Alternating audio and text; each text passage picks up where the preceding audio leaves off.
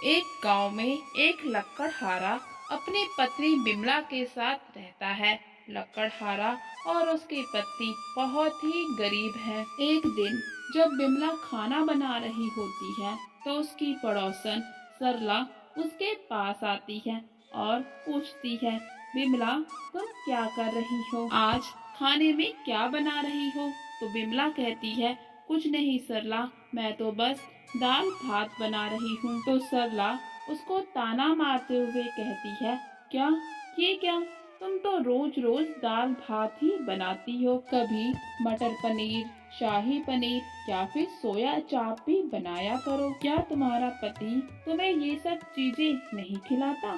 मेरा पति तो रोज मुझे अच्छी अच्छी चीजें लाकर खिलाता है। अब बिमला के दिमाग में सरला की कही हुई बातें घूमने लगती हैं और जब लकड़हारा घर वापस आता है तो उसका ध्यान लकड़हारा की तरफ नहीं जाता। और फिर जब लकड़हारा बहुत जोर से आवाज देता है कि बिमला तुम्हारा ध्यान कहाँ है, मैं कब से आ गया हूँ, तो बिमला उसकी तरफ देखती है और कहती है, माफ कीजिएगा, वो जरा मैं कुछ सोच रही थी, आप बैठिए, मैं आपके लिए खाना लेकर आती हूँ। खाना खाने के बाद बिमला लकड़हारा से कहती है, सुनिए, क्या हम रोज रोज यूं ही दाल भात ही खाते रहेंगे?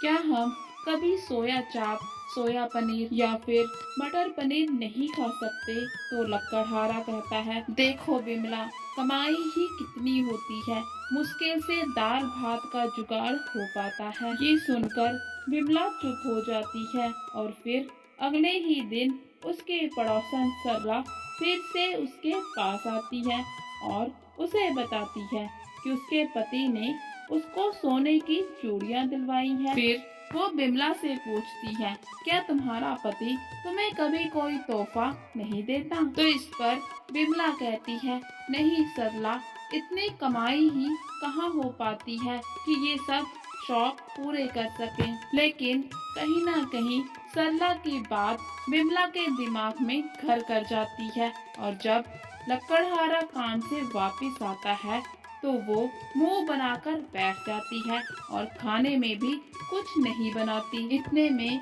एक साधु उनके दरवाजे पर खाना मांगने के लिए आता है।